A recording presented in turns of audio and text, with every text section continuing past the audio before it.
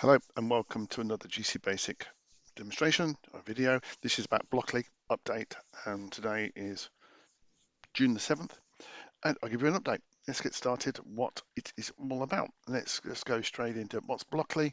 Blockly is a powerful coding. It's a block by block coding and it's a MIT Google development and I want to get that working for GCBASIC.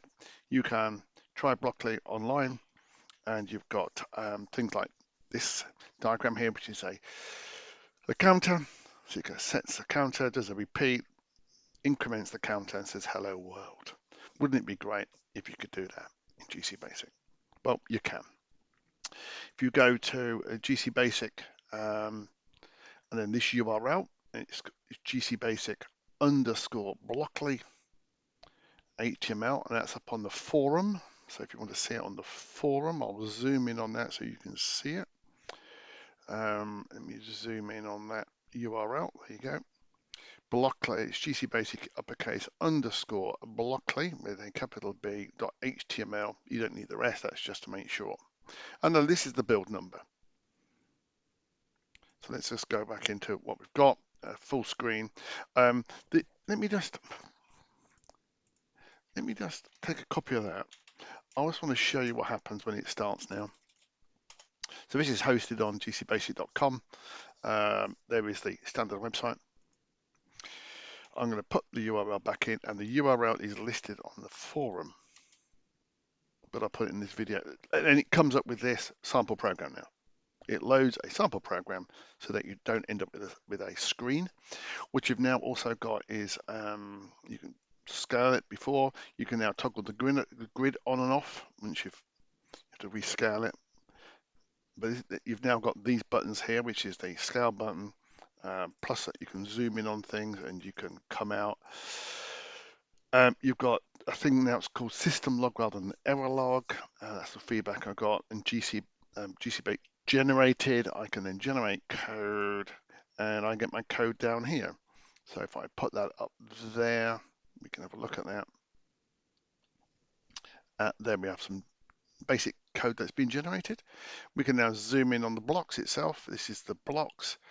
What's changed in here? Well, let's just examine this particular program.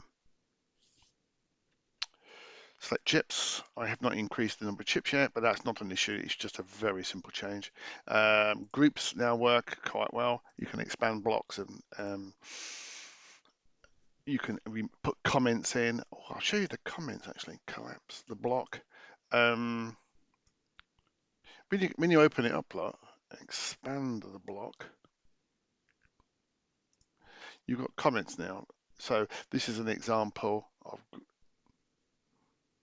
group to set up a standard LCD. That makes absolute sense. I'm not quite sure, disable, collapse the block. I'm not sure if I'm putting that in the code yet, the comments, but they can go in. These are my group of variables. I can now collapse that. That's wonderful. What else can you do? Well, let's go through my program. I've obviously got some stuff set up, but we're just going to assume that's been done because you can sort of expand the block and see over here your variables. Collapse the block. So setting a timer to 1, great, that's a physical thing now. I've got a do loop here.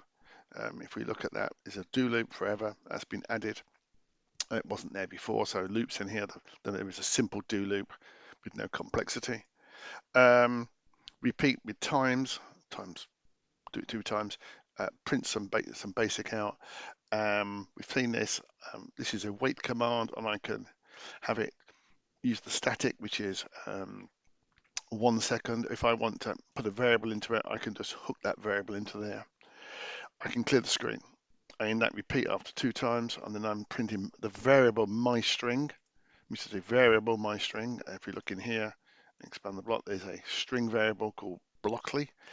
It's assigned myString. It's got the string Blockly, and I've said put it for my timer. Therefore, that'd be 1 second. Clear the screen, do it all again, repeat.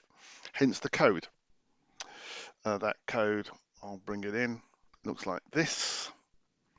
You've got the constants that have been used, the variables that have been defined, the string that was defined. I put those in a different block. just to keep it simple. And then you've got the main code, segment itself, which is setting the timer to 1, doing the 2 repeats, and do the loop forever. So that seems to work quite sufficiently.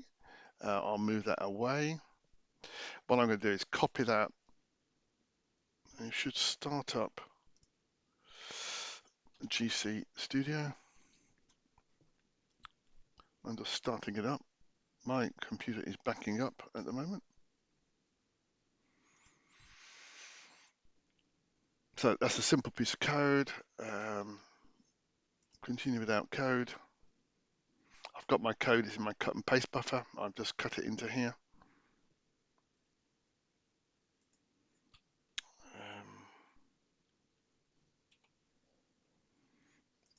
Control R, t.gcb, that's the one I'm playing around with. Copy that, paste that into there, and compile it by pressing function key F6. If I pushed it, wouldn't that be handy? There we go. It's compiling it. Now this is the program that was running. It's doing its stuff in here. So I'm just going to stop that. I'm going to load in this new hex. There's my hex name there. I'll just zoom in on that so you can see it.